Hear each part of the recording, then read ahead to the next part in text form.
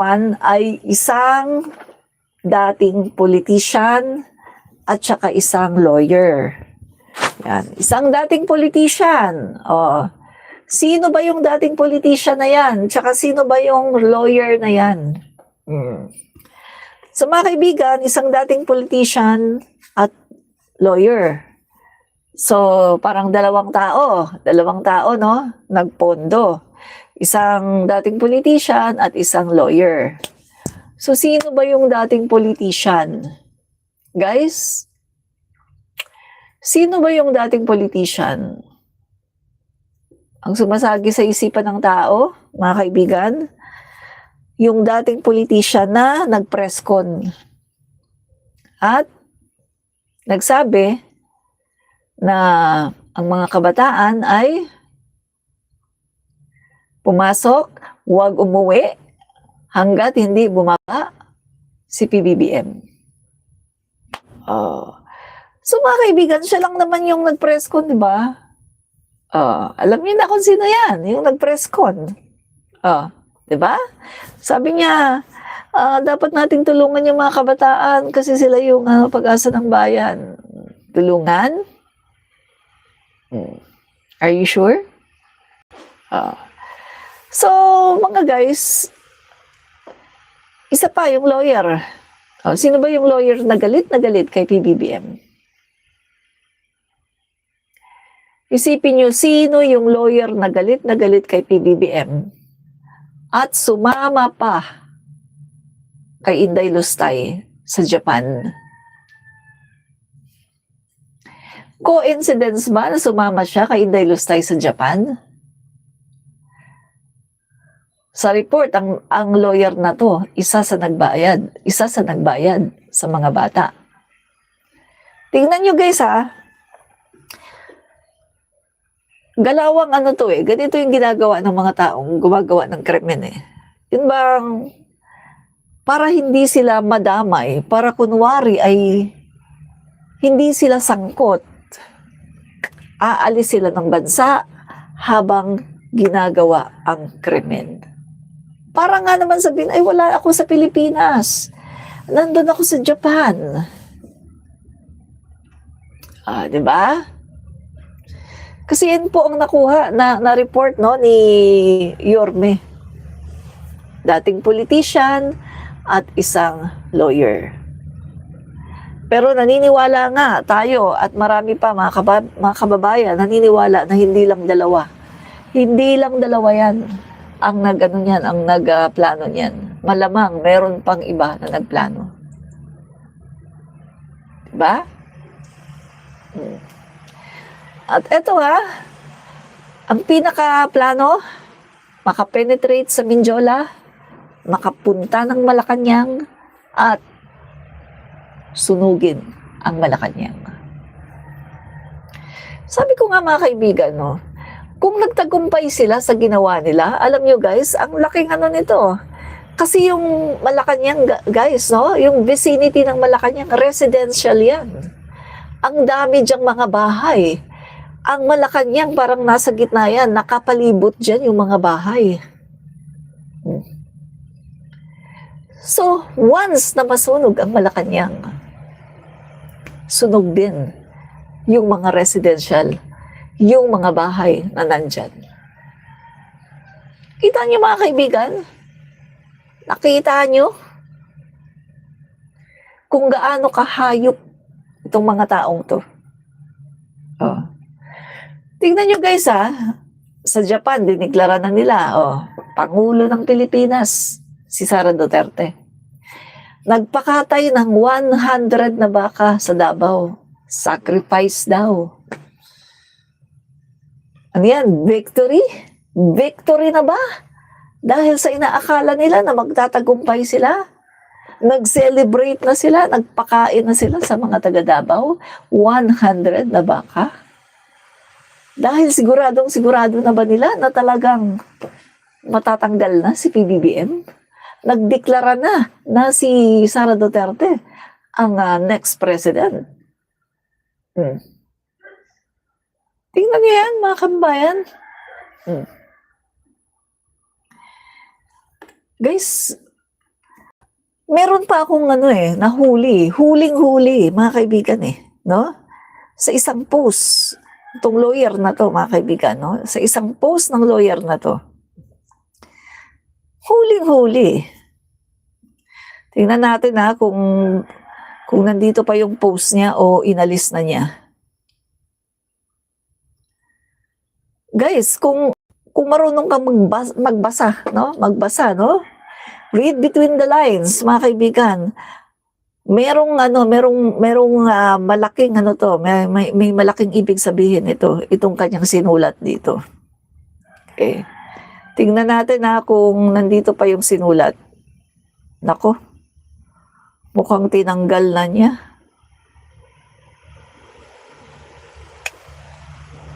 Sandali, mukhang tinanggal na niya. Saglit guys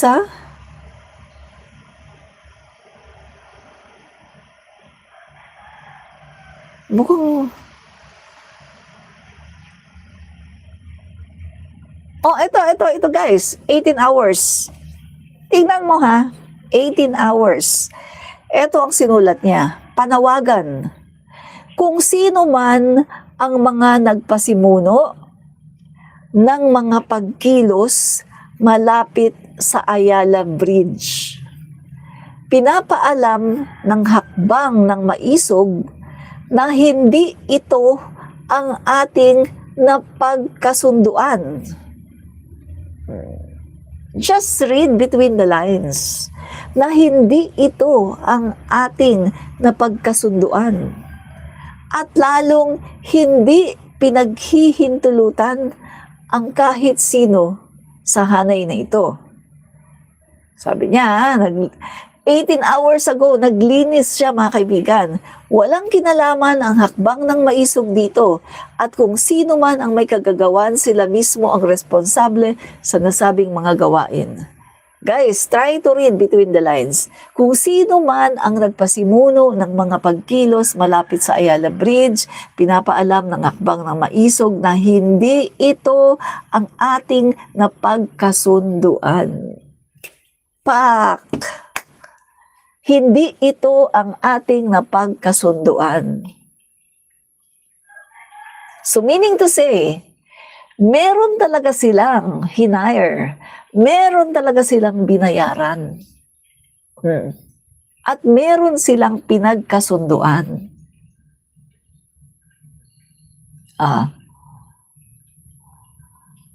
So mga kaibigan, sa statement niya, huling-huli. Tsaka naglilinis, di ba? Naglilinis. Hindi kami dyan, walang kinalaman dyan ang hakbang ng maisog. Kawawa ngayon yung mga minor de edad. Kita niyo mga kaibigan, pinakita ako kanina sa pinost ko sa Facebook ko. Umiiyak na yung magulang. May pangkain daw, wala sila pang piyansa pa. Anong sabi natin? Humingi kayo ng tulong doon sa nag-utos sa kanila. Doon, kung sino yung nag-utos sa kanila, doon kayo humingi ng tulong. Ngayon, malamang i-disown na sila at sasabihin, wala kaming kinalaman dyan, hindi namin yan. Malamang ngayon, mga kaibigan, kapag humingi ng tulong yung mga kabataan na yon sa mga nag-utos sa kanila, ay hindi na sila kikilalanin natin. Wala kaming alam dyan. Maghuhugas kamay na yung mga yan. Kita nyo kung gaano sila ka-evil. So guys nagpunta sa Japan kasama ni Sara Duterte at doon nanawagan ulit BBM resign. Tingnan nyo mga nakaitim sila. Tapos pinroklame sa Japan na si Sara Duterte daw ang Pangulo ng Pilipinas. Sinabi rin ni Banat Bay na sa kanyang page, yan, may bago na daw Pangulo ng Pilipinas. Ang bagong Pangulo ng Pilipinas, si Sara. Tapos, nag-celebrate na sila sa Davao City. Nagkatay na ng 100 na baka for sacrifice daw. At para celebration ng kanilang tagumpay na napatalsik nila si PBBM. Pero anong nangyari? Hindi nila napatalsik si PBBM. Tingnan nyo, di ba? Tingnan nyo yung pattern. Diba, guys?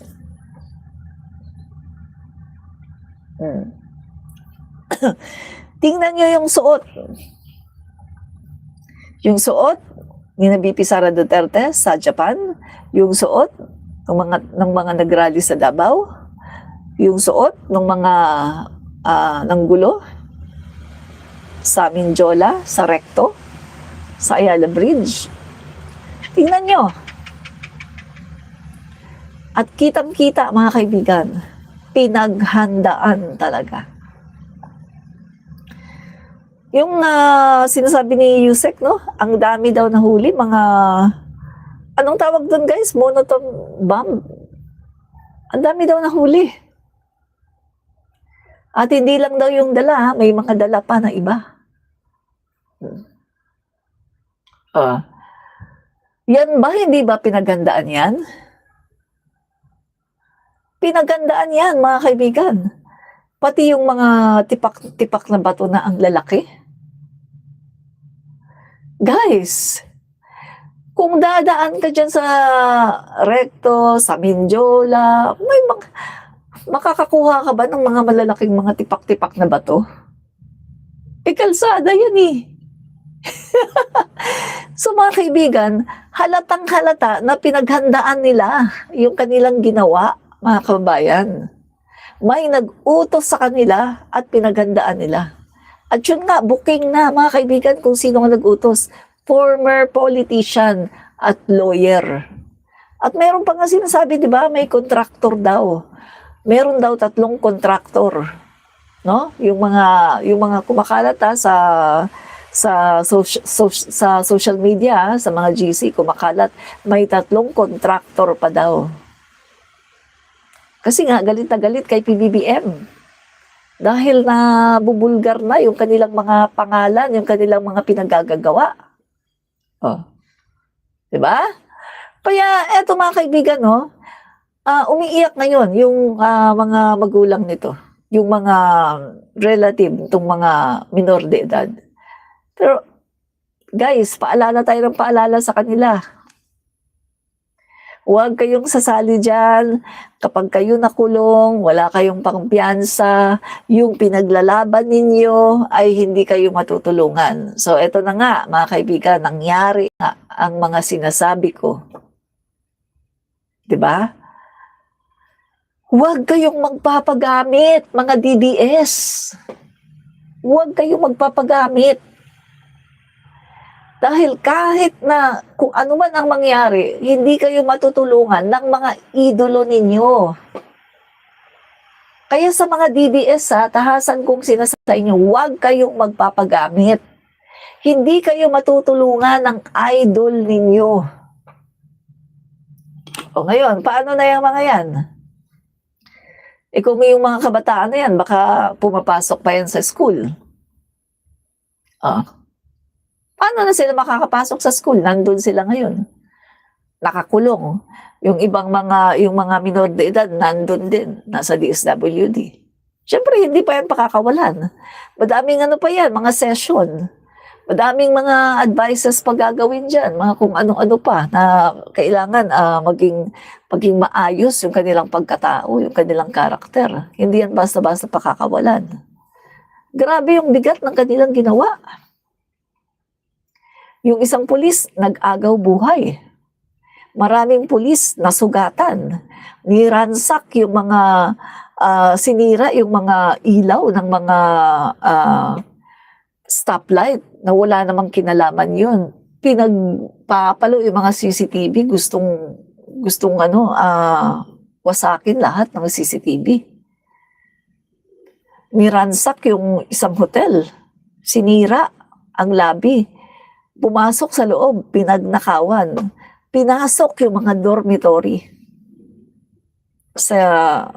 doon sa vicinity. So, mga kaibigan, itong ginawa nila, terroristic act na to eh. pagsusunog, no? Kalat yung sunog, yung pagsusunog kahapon. Pagpapaputok ng mga kwitis ng monotone bomb ba yun? Yung sinasabi ni Yusek Claire Castro. O, grabe mga kaibigan. Yung mga pinagagawa nila. Na sabi ko nga, kung nagtagumpay sila na makapenetrate at talagang makapunta sila doon sa Malacanang at kung nasunog na nila ang Malacanang, malaking problema yan. Guys, babagsak ang ekonomiya natin. At yung buong mundo nakatingin sa atin, mga kaibigan. Mawawala lahat ng mga investors natin. Yung ating, yung ekonomiya natin babagsak at eto talagang ma-hurt yung ating bansa, yung ating ekonomiya. Pero yung mga nag-utos sa kanila, mayayaman pa rin. Hindi naman maapektuhan yung nag-utos sa kanila eh. Oh, maraming mga abogado yun. Ngayon, kahit na alam na sila yung nag-utos, kahit na alam na sila yun, pero ipagtatanggol yan ang mga sarili nila, may mga abogado yan. Mayayaman yan, kayang magbayad yan. Pero yung mga inutusan nila na kabataan, ayun, umiiyak ngayon ang mga magulang dahil nakakulong ang kanilang mga anak. Sabi ko, isip-isip muna bago kayo gumawa, mga DDS. Huwag magpadala sa emosyon, mga DDS. Dahil kahit anong gawin nyo, si PBBM pa rin ang Pangulo ng Pilipinas. O, kita nyo ngayon, nagtagumpay ba kayo? Hindi kayo nagtagumpay. Hihirapin ko yung sinabi ni Duterte, no? Yung sinasabi ni Duterte nung presidente pa siya. Na kayo na mga nagrarally, kung lalabanan ninyo ang gobyerno, matatalo kayo. Yan ang sabi ni Duterte, ha? Kayong mga nagrarally, kayong mga lumalaban sa gobyerno, kahit nalabanan niyo ang gobyerno, matatalo kayo. Dahil ang gobyerno, nasa kanila ang lahat ng mekanismo. Si Duterte ang nagsabi niyan. I-apply nyo ngayon sa sarili nyo. Sinabi ni Duterte yan, yung idolo nyo. Na kahit anong gawin nyo raw na pagpapabagsak sa gobyerno, hindi nyo mapapabagsak dahil nasa gobyerno ang lahat ng mekanismo na pwedeng gamitin against you. Pasalamat kayo ang Pangulo natin. Ano yung instructions? Up to the end. Kahit na sobrang unruly na ng mga kabataan na to, itong mga nag-rally na to na nanggulo. Anong instructions ng Pangulo? Maximum tolerance. At tingnan niyo mga kababayan, yung rally sa EDSA Shrine, okay naman, tahimik. May konting bangayan lang kasi may mga DDS na humalo. Kasi ang DDS, nanga-hijack talaga ang DDS, no? Nanga-hijack talaga sila ng mga rally. Hindi nila kayang mag-rally dahil wala silang tao. Kaya kapag may mga nagra-rally, sumasabay ang mga DDS kasi wala talaga silang tao. Tingnan nyo mga kaibigan, nag-rally sila, di ba? Ilan lang sila, 10. So ngayon, may nag-rally, September 21, eto sila, mga kaibigan, ng hijack, sumama sila. Tapos, nasa Camp Aguinaldo, nandun din sila. Konti lang din sila. Nagkaanuhan din kasi meron ding mga supporter dun si PBBM, merong mga yellow, may kakamping. Oh. Pero pagdating dito sa Mindiola, pagdating dito sa Ayala Bridge, dyan sa Recto, nandyan, nagsipuntahan yung mga nakamaskara. Take note mga kaibigan kung legit, kung lehitimo ang kanilang pinaglalaban, bakit kailangan nilang magmaskara? Kung lehitimo ang kanilang pinaglalaban, bakit hindi nila maipakita ang kanilang mga muka? Dahil ba alam nila na pagsapit ng hapon at ng gabi, manggugulo na sila? Mga kaibigan, doon mo makikita no? Doon mo makikita kung lehitimo ang ipinaglalaban ng mga nagrarally. Magpapakita yan ng muka. Pero yung mga nanggulo kahapon, mga kaibigan, ang sabi nga ni Mayor Isko, nakita naman, madidistinguish mo kung sino yung mga tunay na nagrarally na naghahayag ng kanilang pagkadismaya, no, sa nangyari na korupsyon sa flood control. Makikita mo kung sino yung mga legit na talagang rallyista at yung mga nag-infiltrate lang talaga, yung mga inutusan na manggulo lang talaga. Kita mo, sa umaga, ayos naman yung kanilang rally. Ayos naman, guys. Pero pagsapit nung medyo medyo pahapon na, ayan na, may nagdatingan na grupo ng mga tao na may mga halong mga minors, andyan na ng gulo. At yun na, sunod-sunod. At very persistent sila, mga kaibigan, na makapasok sa vicinity ng Malacanang para talagang gawin yung kanilang misyon na sunugin Malacanang. Kita niyo, mga kaibigan, nakita niyo kung gaano kahayop etong mga tao na nag-utos nito. Kita niyo, di ba, mga kaibigan? So, eto, mga kaibigan, hindi talaga papayagan ng Panginoon na may masamang mangyari, no, ating Pangulo na matuloy yung kanilang plano na sunugin ang Malacanang, na ganito, no, na mapababa ang Pangulo. Hindi talaga yan magtatagumpay. Dahil nakita nyo naman, mga kababayan, bakit ito na-expose ngayon? Dahil yan sa ating Pangulo. Ang Pangulo natin mismo ang nag-expose ng lahat ng ito. Diba?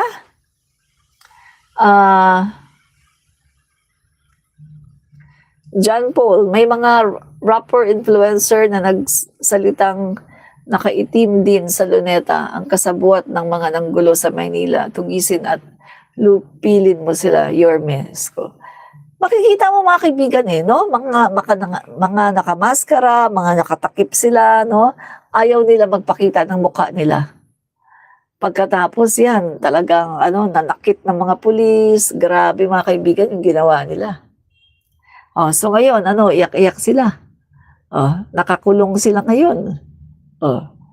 Walang pampiyansa, sabi ng nanay. Sabi ng nanay, pagkain nga daw, wala, pampiyansa pa. Bakit nila kinukonsinti ang kanilang mga anak? Dahil pag pumunta sa rally, may bayad. Pero ano nga sabi ko? Yung binayad sa kanila, sasapat ba yun pang piyansa? Sabi ng nanay, hindi daw niya alam na ganun daw pala katindi yung rally.